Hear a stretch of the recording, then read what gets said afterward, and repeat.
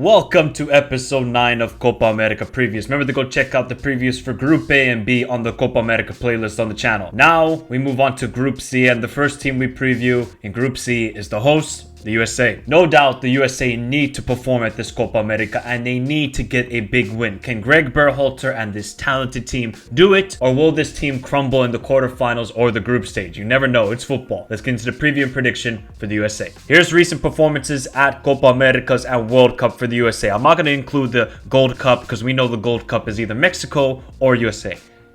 But we can see the USA are very competitive against, the rest of the world.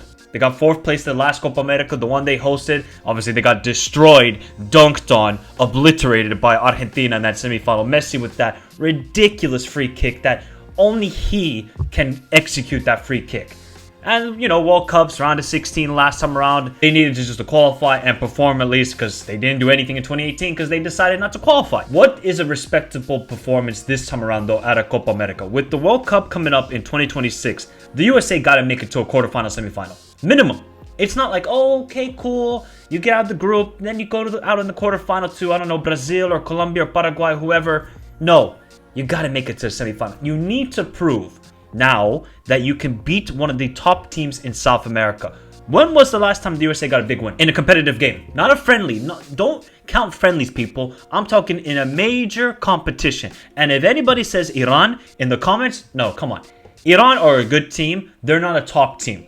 When I'm talking top team, I'm talking Colombia. I'm talking Ecuador. I'm talking Brazil, Argentina, Uruguay. The top teams in South America. The USA got to beat one of them. If the USA can beat Uruguay in the group stage, which I will talk about later on with the predictions, that would be a massive statement win. That would be massive. That would give encouragement to the players, FA, and definitely the fans. I think a lot of the fans within the US fan base is a little bit hesitant, especially with the manager, who we're going to get to in a second. But also, is this team for real, or are they a bunch of frauds? I think they're real. There's so much talent within this team, but they need to prove it. I think that's the key hashtag with this Copa America. Prove it. And hopefully they can prove it. But major competitions, the USA have done well, but now it's all about preparation for the next World Cup, because when they host it, there's going to be expectation. And all of the eyeballs in the States is going to be on this team. As we see with recent results, look, Slovenia, that was MLS team. I'm not even going to count it because, God, why would I care about that game? I don't really count the Trinidad Tobago game either. Yes, you should be at least beating them, but you're going away. They got PTSD from that place as well, not qualifying to the World Cup. It is evident that the USA are kings of CONCACAF. There's no debate. Yes, they lost to Germany in a friendly 3-1. A little bit disappointing. I felt like in that friendly, the USA were a bit exposed defensively and Germany took full advantage of it. And Nagelsmann just completely out-tacticaled Greg Berhalter, which is not that difficult. But you saw in the Nations League, all right, we're 1-0 down to Jamaica. We got to get a late goal. Then we take it over in extra time. And then they destroyed Mexico. USA in their last 2 games against Mexico have absolutely obliterated them. It's not even 2-0 now. It's just like, it's easy money. When it gets to this Copa America, they're going to be tested.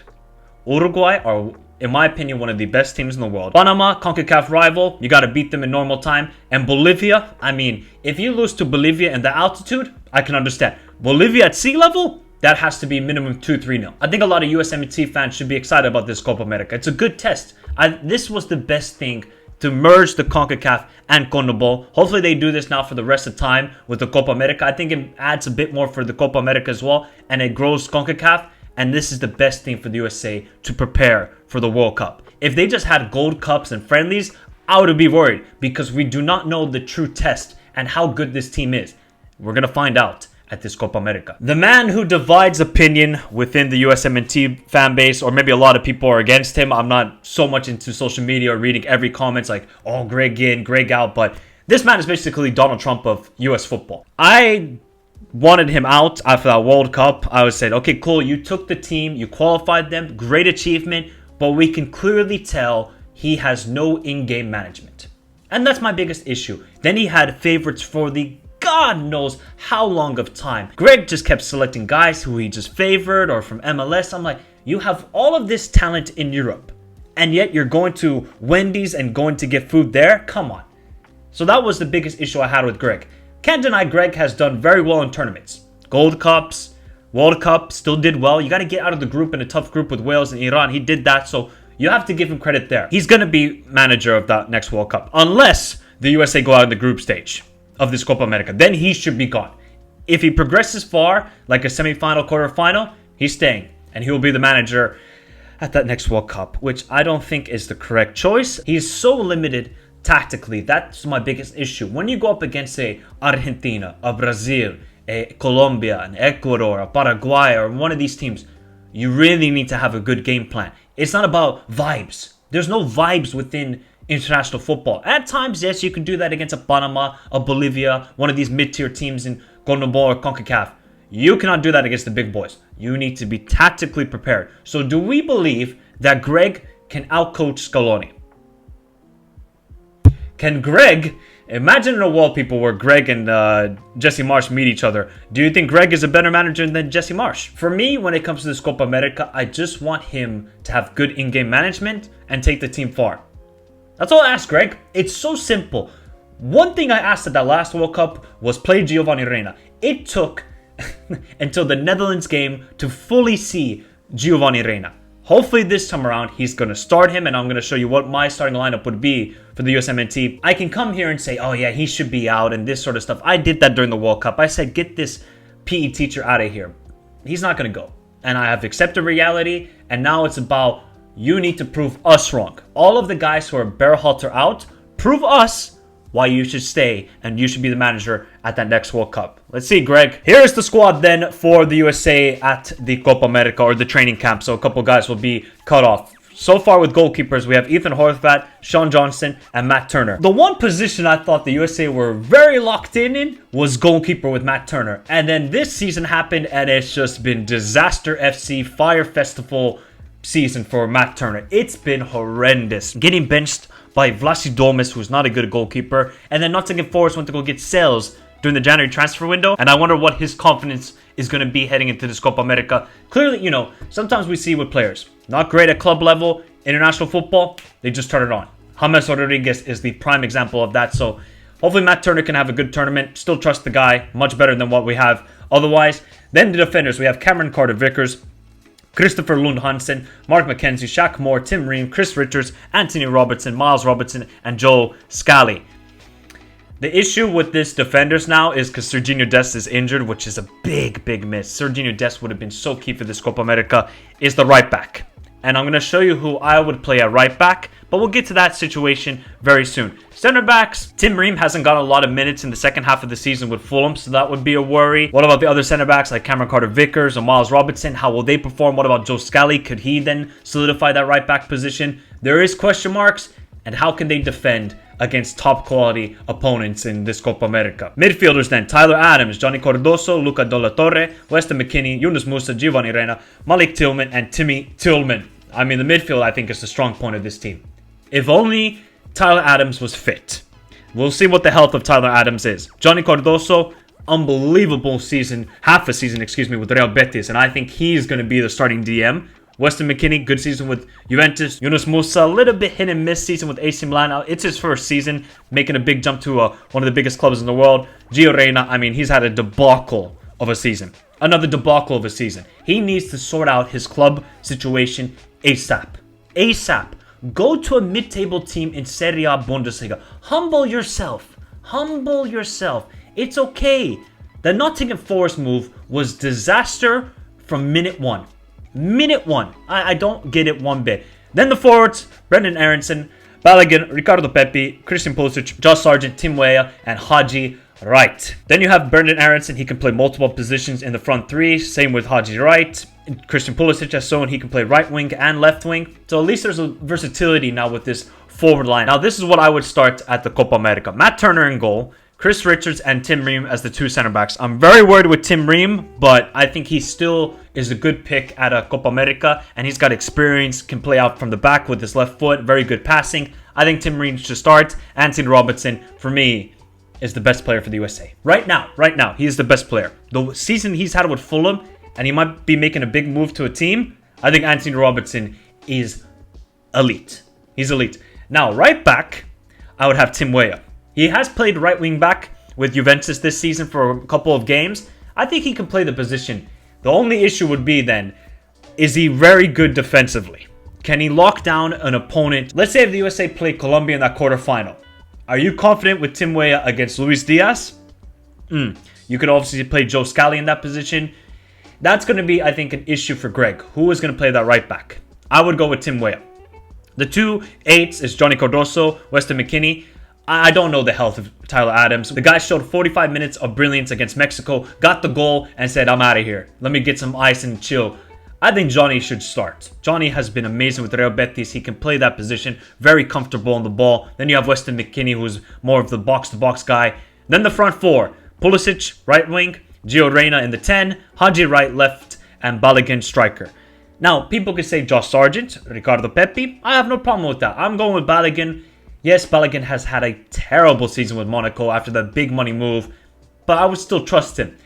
If he can't perform in the friendlies, let's say, is Pepi number 2 or is Josh Sargent number 2? Let me know your thoughts in the comments down below. And Haji Wright, a guy that I was dissing a lot at that last World Cup. I mean, what a season he's had with Coventry City. I remember watching the Wolves game. I'm like, this cannot be the same Haji Wright I saw at the World Cup. It's evident that he made the good move to Coventry under good coaching, and now he's a very good player. Seems so confident. And I think when you have a player that's playing with confidence like Haji Wright, I think he should start. So let me know your thoughts, people. What would you change with this starting lineup? Would you play Tim Weah at right back? Where would you play Pulisic? On the left side or the right side? And who should be the 2-8s and the striker? There are some question marks with this team, but the good thing is there's talent. And the talent can take USA far at this Copa America. This was the Nations League game against Mexico. Look at where Serginho Dest's position was. Then you see Timothy Weah was a best more tucked into the midfield next to Haji Wright, who was playing as striker that day. And then Pulisic was basically a false 9 situation there. Now that Dest is injured, how is that going to affect the play? Because look at Anthony Robinson, basically as the third center back. Same with Tyler Adams. Giovanni Reyna. Look at Giovanni Reyna's position. He had to come so deep to receive the ball, and he's more of a creator. And Weston McKennie was making those late runs. Now I wonder, with the injury of Dest, can Timothy Weah play that position? Then Pulisic can play next to Balogun or Haji Wright or Sargent or Pepi. And we see Pulisic. I don't think he's a guy who wants to receive the ball out wide and take on defenders. Combination play, drive through the middle. I think that's the best of Pulisic. And then the left side, you got Haji Wright if in my lineup. And I think he can do a job on that left side. The key here is, if this tactical approach, when you go up against a good opponent, that right side could be exposed if you're going to play Timothy Weah or Joe Scally that high up the pitch.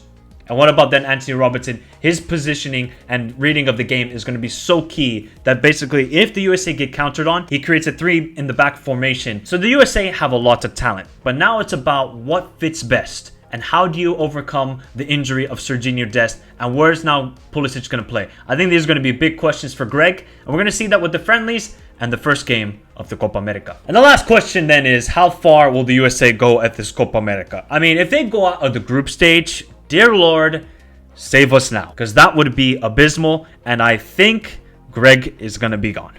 Which is not a bad thing, but also it would be terrible for the program and preparation for the World Cup. The USA will fight with Uruguay for first place in this group. They will be. Now, who do I think will win between those two teams is Uruguay. Uruguay are still a much better team than the USA. They're better coached. They have an identity. They have better players, from Valverde to Araujo to Darwin Núñez. They have better players. So that's going to be a fascinating matchup when those two teams go up against each other. And then if the USA finish second in the group, they will either play Paraguay, Colombia, or Brazil. Not going to be easy. So the road to get to a semifinal is going to be brutal, but I think it's going to be a good test for this side. They need these games. They need to be tested. They're not going to have World Cup qualifiers against, Jamaica or Canada. No, they're going to have a lot of friendlies where there isn't that same intensity as we would see with qualifiers or major competitions. I think this is a great preparation ahead of the World Cup. And for me, it's either quarterfinal or semifinal. It's fascinating because we don't know how good Brazil will be. We know Colombia are on a long unbeaten streak, and even Paraguay could shock them because that's what Paraguay do in major competitions. But I still think it's a quarterfinal, semifinal. If the USA somehow make a final, oh my God. I'm starting to believe the World Cup is coming home and not to England. but to the USA. Thank you all for watching. There's the preview and prediction for USA at the Copa America. Remember to hit the like button, subscribe to the channel if you're new around here, as we have a lot of content dropping for the Copa America. Next up for the previews is Uruguay. If you want to support the channel, my Patreon is in the description down below. But have a beautiful day, stay safe in this crazy world, and until next time, adios.